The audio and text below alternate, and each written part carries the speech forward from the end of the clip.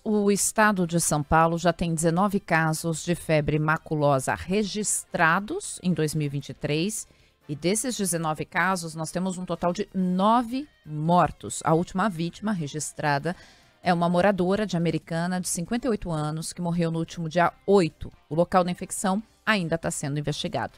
Para falar sobre esse assunto, está conosco aqui a bióloga, professora do Colégio Presbiteriano Mackenzie Brasília, Velane Fernandes. Acho que pronunciei corretamente seu nome, professora. Falei corretamente? É diferente, é Velane. Velane, obrigada, professora. Bom, professora, eu quero tirar algumas dúvidas bem básicas mesmo sobre a doença. Convido os ouvintes também a mandar aqui suas dúvidas para a gente, são muitas. Mas primeiro começar pelo seguinte.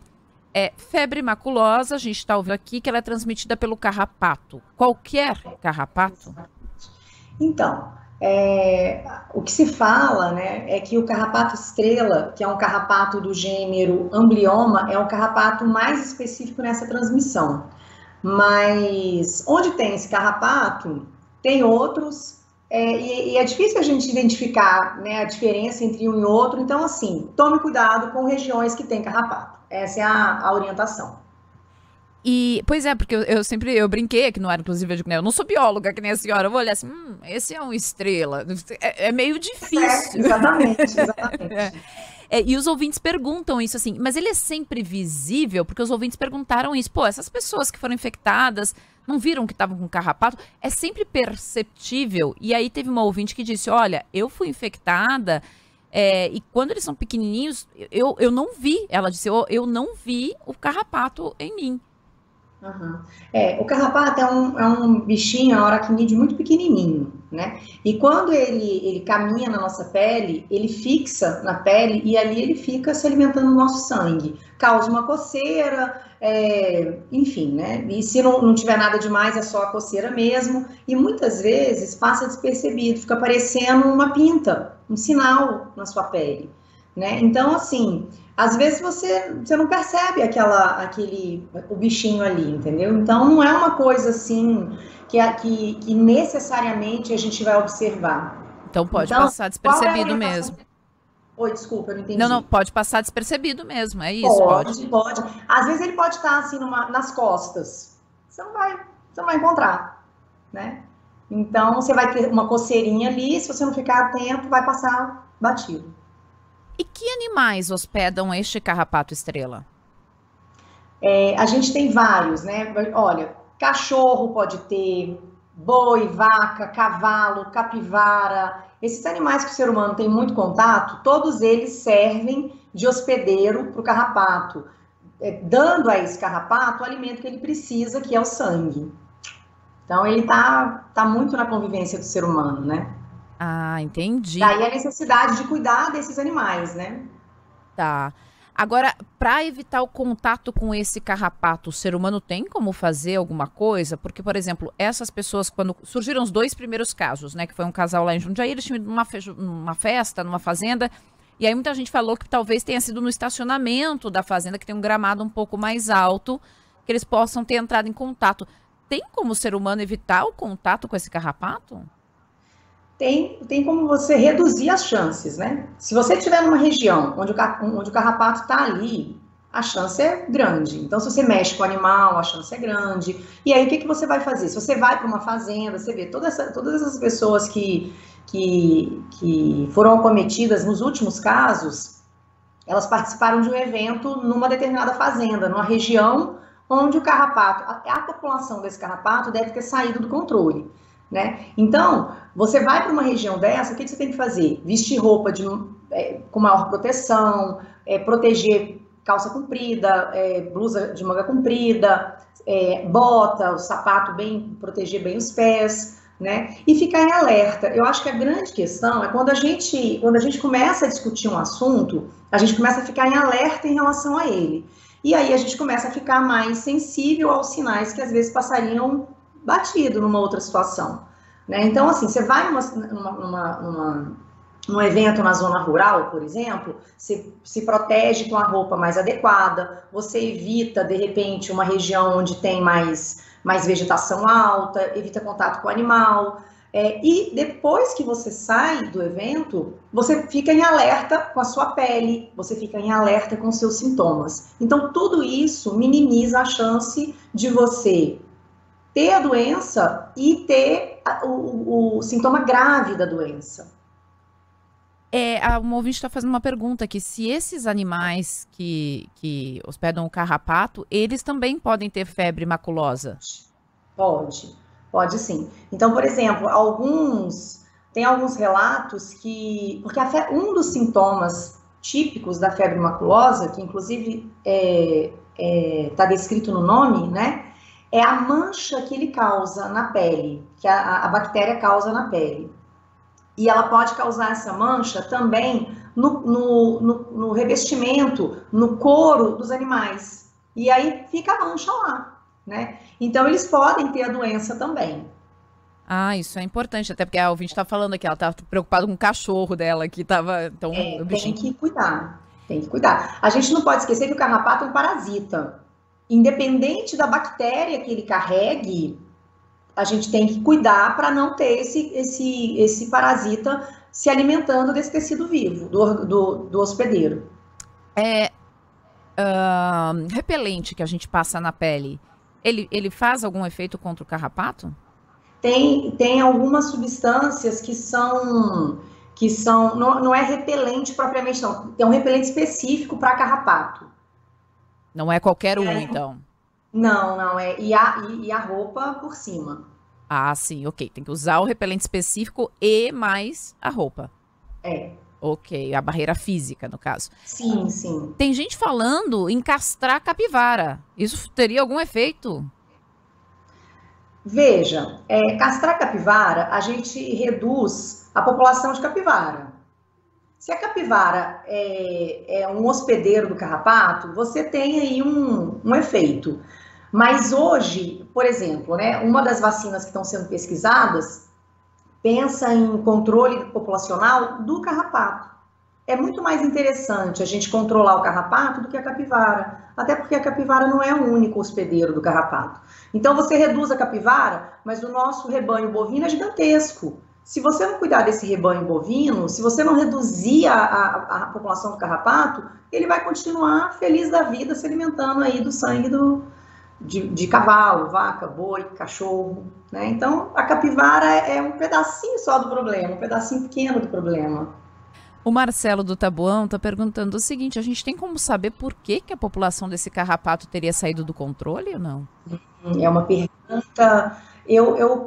Eu penso que essa é uma das perguntas mais importantes. Essa, inclusive, é uma pergunta que eu faço enquanto pesquisadora, enquanto pensamento científico. Essa é uma pesquisa que a gente tem que fazer, né? Por que saiu do controle? Muito provavelmente, e aí eu estou especulando, houve aí um descuido em relação a esse controle. Porque, veja, esses animais, esses rebanhos, eles são atendidos, eles são controlados dentro de um processo de zoonose, da zootecnia das fazendas e tudo mais. Então, eu imagino que alguma coisa deva ter falhado nesse sentido. Mas eu estou especulando, tá? De qualquer maneira, essa é uma pergunta importantíssima. A nossa ouvinte Zaide está perguntando se o carrapato estrela ele tem algum inimigo natural. Né? Se na natureza ele tem algum controle biológico natural. Olha só, existem até passarinhos que se alimentam de carrapato, né? Isso aí são relações ecológicas que estão na natureza e uma espécie ajuda a controlar a outra. Então existe sim, né? Algumas aves se alimentam, né? E ajudam a controlar essa população. Então tem sim. Ainda bem, né? Porque se não tivesse a gente estava perdido. Mas ainda assim a gente tem que fazer intervenção. Em caso de contato com o carrapato, tem alguma coisa que a gente pode fazer daí para evitar a febre maculosa? O que a gente faz? A gente arranca ele? Arranca de qualquer jeito? Como é que... Não arranca de qualquer jeito. Tem que arrancar com cuidado, não deve apertar o bichinho e o sangue dele esparramar para tudo que é lado. Não pode fazer isso, não. Agora é o seguinte, você foi para um lugar que é zona de risco, área de risco. Apareceu o carrapato na sua pele, alerta com sintoma. Qualquer sintoma, você vai para o atendimento médico e muito provavelmente você vai entrar no tratamento com antibiótico, que responde a febre maculosa, ela responde muito bem ao tratamento com antibiótico. O problema é a demora, quando os sintomas começam a ficar muito graves. Então, o que a gente tem que fazer é agir rápido, né? Não tem como você evitar, o carrapato apareceu ali, se a bactéria tiver entrado, entrou, né? O problema é que não dá para você fazer um exame, ter certeza e tratar, porque o exame existe, mas ele demora para ficar pronto e não dá tempo depois do tratamento para ser eficiente. Então, é observar exatamente essa regra. Região de risco, apareceu carrapato, sintoma, corre, faz tratamento com antibiótico e tudo certo. Que sintomas? Então, ela tem uma fase de incubação, né, que vai aí de 1 a 5 dias. Ela começa com sintomas que são inespecíficos. O que é isso? São sintomas que toda doença tem. Febre, dor, dor muscular, dor de cabeça. Então, assim, dá para você identificar o diagnóstico, fechar o diagnóstico com isso? Não dá. Por isso, a investigação epidemiológica, ela vai passar por outras questões para além dos sintomas. Tipo, você esteve em alguma região de risco de alguma doença específica? Alguém da família tem uma doença? E aí você vai investigando e se aproximando do diagnóstico. Porque esses sintomas iniciais, eles dizem muito pouco, né? Agora, associado com outros sinais, aí você tem como fazer uma intervenção rápida e certeira. Agora, a doença começou a avançar, a febre começa a piorar, a dor começa a aumentar, pode ter sintoma, por exemplo, de tosse, e aparecem, que é o sintoma típico da doença, que eu falei agora há pouco, que são as manchas em punhos e mãos, tornozelo e pés, que são manchinhas vermelhas, avermelhadinhas, pequenininhas. Essas manchas também podem piorar com o avanço da doença. E no estágio mais crítico, mais grave da doença, o indivíduo pode ter lesão de vaso periférico, e isso pode levar a uma insuficiência renal e cardíaca grave e chegar ao óbito, levar a óbito. Tem alguma vacina contra a febre maculosa? Não ainda. Pelo número de casos que se tem em humanos, é mais interessante que se pense numa vacina para reduzir a população de carrapato, de novo eu volto nesse aspecto, do que você vacinar muita gente e tentar vacinar muita gente, né? Então, o ideal é você reduzir a população de carrapatos. O que se pensa hoje? A USP está desenvolvendo um trabalho porque, veja, a bactéria que causa todo esse estrago no nosso organismo não causa esse estrago no carrapato, o que é muito curioso, né? Então, o que se entende? É que o carrapato tem uma proteína que impede essa ação da bactéria. Então, qual é a proposta dessa vacina? É você aplicar no rebanho, o rebanho vai desenvolver uma substância no sangue, e quando o carrapato se alimenta desse sangue, ele perde a defesa contra a bactéria e ele morre e não transmite a bactéria para outra pessoa, para alguém. Ah, entendi. Para outro animal, para outro organismo, né? Enfim. Entendi. Então ele quebra o ciclo.